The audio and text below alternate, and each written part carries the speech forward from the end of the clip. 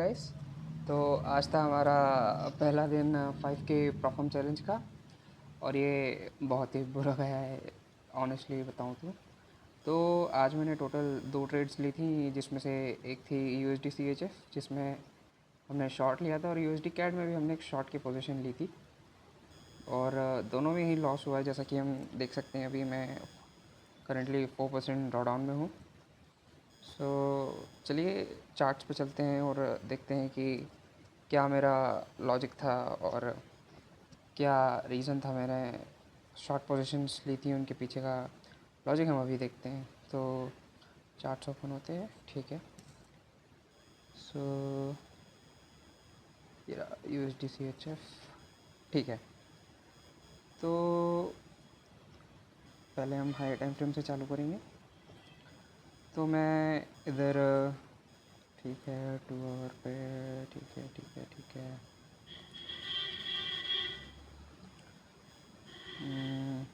ठीक है। तो यहाँ पर मैं 2 आवर के टाइम फ्रेम पे आया और मैंने देखा कि ऊपर की साइड, यहाँ पर ऊपर की साइड हमने ब्रेक ऑफ स्ट्रक्चर दिया, बायस को इंड्यूस किया, इसकी बात कर रहा हूँ मैं। यहाँ पर ऊपर की साइड हमने ब्रेक ऑफ स्ट्रक्चर दिया, फिर उसके बाद जितने भी यहाँ पर बायस थे, मैं आपको थोड़ी और दिखाता हूँ। ये जितने भी यहाँ पर बायस थे, ये इन सभी को ट्रैप किया। फिर उसके बाद यहाँ पर, और मैं छोटी सी टाइम फ्रेम पे जाता हूँ। यहाँ पर हमने एक ब्रेक ऑफ स्ट्रक्चर है, ICT के लैंग्वेज में बोले तो मार्केट स्ट्रक्चर शिफ्ट। यहाँ पर देने के बाद हम थोड़ा सा ऊपर चले गए। तो यहाँ पर अभी भी नीचे काफ़ी सारी लिक्विडिटी बची हुई थी, जैसे कि ये बची हुई है, यहाँ पे बची हुई है, ये यहाँ पर है, यहाँ पर है, यहाँ पर है। तो बहुत सारी लिक्विडिटी यहाँ पर बची हुई थी।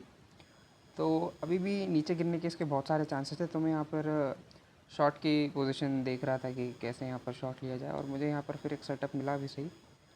सो फिर मैं गया 5 मिनट टाइम फ्रेम पे। ये वैसे लंदन सेशन की एक ट्रेड है। सो 5 मिनट पे मैंने देखा कि यहाँ पर भी थोड़ी डाउन साइड बहुत सारी लिक्विडिटी थी, बायर्स इंड्यूस हुए थे ब्रेक ऑफ स्ट्रक्चर, या जिसे हम मार्केट स्ट्रक्चर शिफ्ट बोल सकते हैं। यहाँ पर ये ब्रेक ऑफ स्ट्रक्चर हुआ, फिर उसके बाद यहाँ पर बायर्स ने बाय किया, यहाँ इसे बोल सकते हैं। यहाँ पर कई बायर्स ने बाय किया, फिर उसके बाद अगेन एक ब्रेक ऑफ स्ट्रक्चर हुआ यहाँ पर, फिर यहाँ पर कई बायर्स ने बाय किया। तो यहाँ पर नीचे भी बहुत सारी लिक्विडिटी थी। तो फिर मैंने यहाँ पर शॉर्ट की पोजीशन देखना चालू करी। तो फिर मैंने देखा कि इधर साइड में एक लिक्विडिटी ब्लॉक था, यहाँ पर कोई भी लिक्विडिटी नहीं। तो यहाँ पर मैंने सोचा कि मैं एक शॉर्ट की पोजीशन ले सकता हूँ, और यहाँ पर मैंने मेरा लिमिट ऑर्डर लगाया। मुझे लगा नहीं था कि प्राइस इसके ऊपर जाएगा, बट प्राइस ने जस्ट मेरा स्टॉप लॉस हिट किया और डायरेक्टली नीचे की तरफ चला गया और पूरी लिक्विडिटी को टारगेट किया। बट ठीक है, इट्स अ गेम, यहाँ पे विन और लॉस चलता रहता है। So now next move on to the next trade. So the next trade is on my USD CAD. So USD CAD में मैं दिखा देता हूँ आपको मैंने कहाँ पर ट्रेड ली थी। ये रहा, यस। यहाँ पर मैंने एक शॉर्ट की पोजीशन ली थी, यहाँ पर भी मेरा SL कटा था। सो कहाँ पर ली थी, ओके राइट, यहाँ पर ली थी मैंने। और यहाँ पर आई थिंक मेरा स्टॉप लॉस था, ठीक है, यहाँ पर था, सॉरी, और ये मेरा एंट्री पॉइंट था, ठीक है। तो इसमें भी हम हाई टाइम फ्रेम से चालू करेंगे और एक्सप्लेन करेंगे कि क्या लॉजिक था। तो ठीक है। तो यहाँ पर मैंने देखा कि यहाँ पर 2 आवर या 1 आवर के टाइम फ्रेम पे ज़्यादा अच्छा दिखेगा। सो 1 आवर के टाइम फ्रेम पे यहाँ पर ब्रेक ऑफ स्ट्रक्चर, या हम ICT की लैंग्वेज में बोल सकते हैं मार्केट स्ट्रक्चर शिफ्ट, मुझे दिखा था। फिर उसके बाद जब मैं 15 मिनट के टाइम फ्रेम पर आया तो मुझे नीचे और लिक्विडिटी दिखी। तो इससे मुझे कंफर्म हो गया था कि प्राइस नीचे जा सकता है, जैसा कि मैं बोल रहा हूँ। यहाँ पर ये ब्रेक ऑफ स्ट्रक्चर होने के बाद यहाँ पर बायर्स ने बाय किया है, पर यहाँ पर ये तो लिया जा, ये भी इक्वलाइज है, यहाँ पर भी लिक्विडिटी नहीं ली गई है। और तो यहाँ से मुझे थोड़ा कंफर्म हुआ, आप देख सकते हैं ये यहाँ पर ये इक्वलाइज छोड़ा हुआ है। तो फिर यहाँ से मैंने शॉर्ट की पोजीशन जमाना चालू करी। तो